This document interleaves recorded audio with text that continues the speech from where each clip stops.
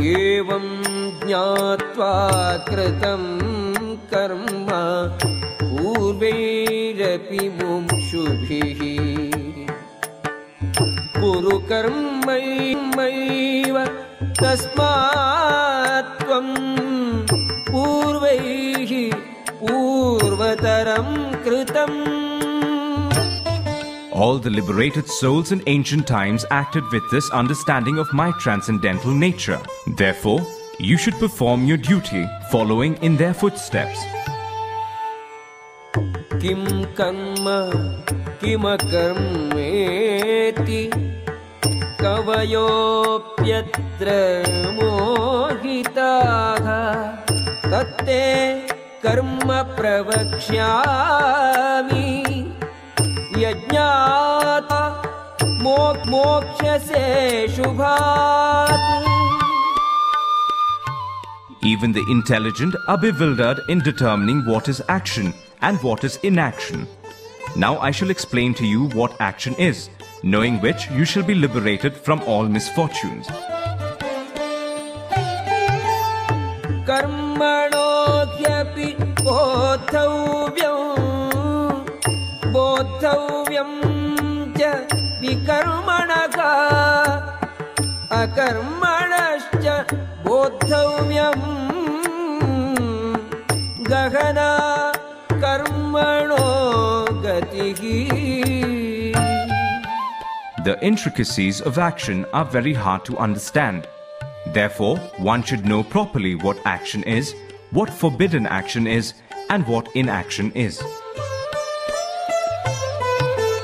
Karmani akarmaya pashyet akarmani cha karmayaha sabuddhiman manushyeshu sayuktaha krishna karma krite.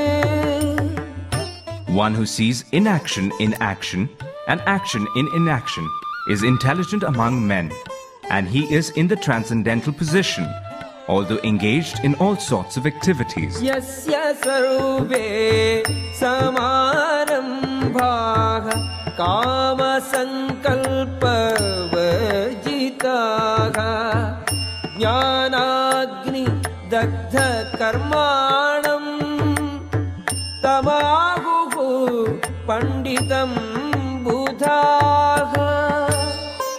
One is understood to be in full knowledge, whose every endeavor is devoid of desire for sense gratification. He is said by sages to be a worker, for whom the reactions of work have been burnt up by the fire of perfect knowledge. Tyaktva karma phala sangam nitya tripto nirashayaha karmani abhipravrittopi naiva kinchit karoti saga. Abandoning all attachment to the results of his activities, ever satisfied and independent, he performs no fruitive action, although engaged in all kinds of undertakings. Nirashihi yata chittatma tyakta sarva parigraha shariram kevalam karma kurvan dapnoti kilpisham.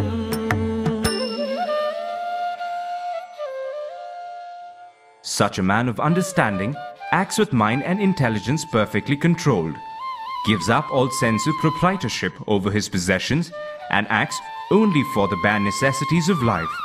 Thus working, he is not affected by sinful reactions.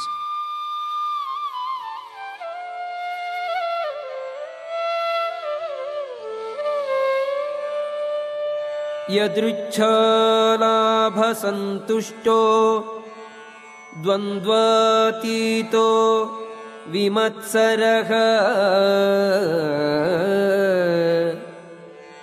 samaha सिद्धौ असिद्धौ च कृत्वापि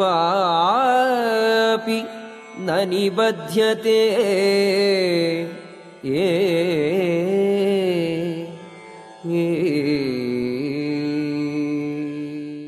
He who is satisfied with gain which comes of its own accord, who is free from duality and does not envy, who is steady in both success and failure, is never entangled although performing actions.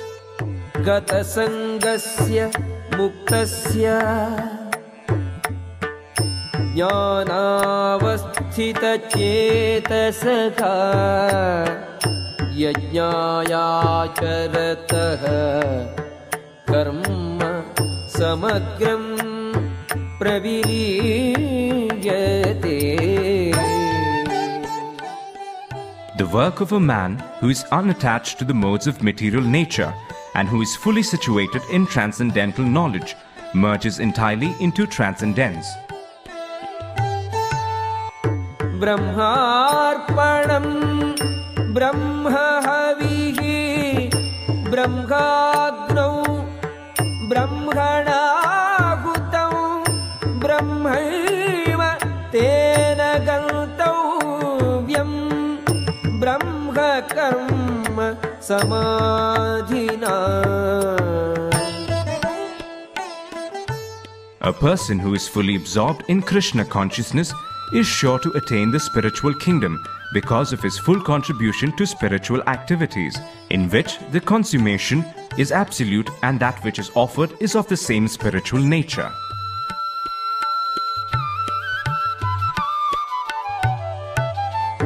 Daivameva pare yajñam yoginah paryupasate Brahmagrau apare yajñam yajñenaivopajuhvati. Some yogis perfectly worship the demigods by offering different sacrifices to them, and some of them offer sacrifices in the fire of the Supreme Brahman. Shrotradini indriyanyanye samyamadrishu juhvati shabdadil vichayan anya indriyagrishu juhvati.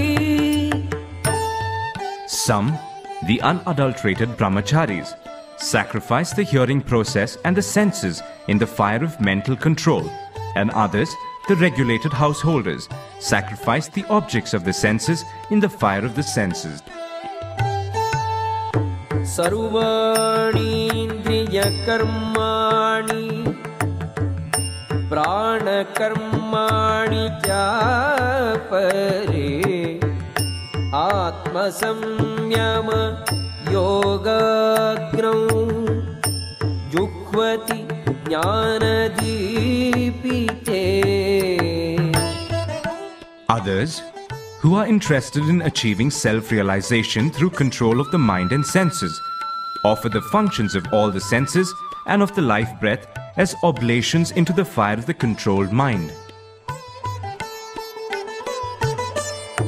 Dravya yajñāha tapo yajñāha yoga yajñāha tatha pare swadhyaya jnana yajñāscha yatayaha samshitavrataha. Having accepted strict vows, some become enlightened by sacrificing their possessions, and others by performing severe austerities, by practicing the yoga of eightfold mysticism, or by studying the Vedas to advance in transcendental knowledge. Apane juhvati pranam prane panam tatha pare pranapanagati ruddhva pranayama parayana नियताहाराः प्राणान् प्राणेषु जुह्वति. Still others, who are inclined to the process of breath restraint to remain in trance, practice by offering the moment of the outgoing breath into the incoming, and the incoming breath into the outgoing, and thus at last remain in trance, stopping all breathing. Others, curtailing the eating process, offer the outgoing breath into itself as a sacrifice.